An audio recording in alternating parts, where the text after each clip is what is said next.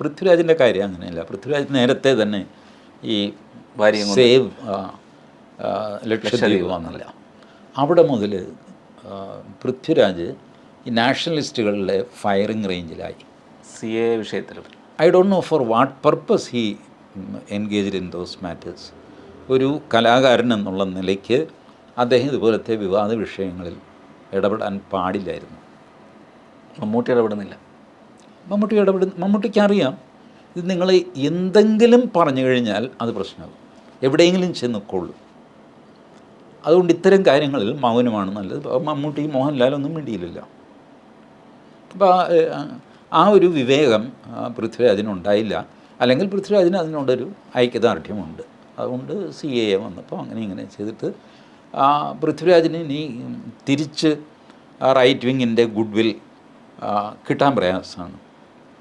But ശ്രമിച്ചാൽ കിട്ടുകയും ചെയ്യും. കാരണം എന്തൊക്കെ പറഞ്ഞു കഴിഞ്ഞാലും ഒരു പ്രതിഭയുള്ള നടനാണ് Prithviraj.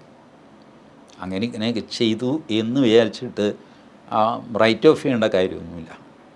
But it is his choice. He align ഒരു പ്രത്യേക ഗ്രൂപ്പുമായിട്ട് അലൈൻ ചെയ്ത് പോകാമെന്ന് പൃഥ്വിരാജ് തീരുമാനിച്ചു കഴിഞ്ഞാൽ അദ്ദേഹത്തിന് അതിൻ്റെ അവകാശമുണ്ട്, ചെയ്തോട്ടെ.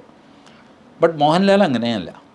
മോഹൻലാൽ ഈ ഒരു ഡാമേജ് അതിൽ നിന്ന് മോഹൻലാൽ പുറത്ത് കിടക്കും എന്ന് തന്നെ ഞാൻ വിശ്വസിക്കുന്നു. അപ്പോൾ അങ്ങനെയുള്ളപ്പോൾ ഈ ലഫ്റ്റനൻറ്റ് കേണൽ പദവി കൊടുത്ത് തിരിച്ചെടുക്കുക എന്നൊക്കെ പറയുന്നത് നോ, ഇറ്റ്സ് നോട്ട് റിക്വയർഡ്. മാത്രമല്ല വളരെ ഡീസൻ്റായിട്ട് അദ്ദേഹം മാപ്പല്ല ഖേദം പ്രകടിപ്പിച്ചു. ഖേദവും മാപ്പും തമ്മിലൊരു വ്യത്യാസമുണ്ട്. Regret and apology.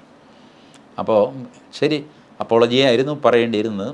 Of course ഖേദം പറഞ്ഞു. ഇപ്പോൾ 21 കട്ടും പിന്നെ കുറേ മ്യൂട്ടും അതും ഇതുമൊക്കെ ആയി. ഇനിയിപ്പോൾ അതിൻ്റെ പുറത്ത് അദ്ദേഹത്തിൻ്റെ യൂണിഫോം എടുത്ത് മാറ്റും എന്നൊക്കെ പറയുന്നത് ഒരു വെഞ്ചൻസ് പോലെ തോന്നും. അത്രയ്ക്കൊന്നും പോകേണ്ട കാര്യമില്ല എന്നെനിക്ക് തോന്നുന്നു.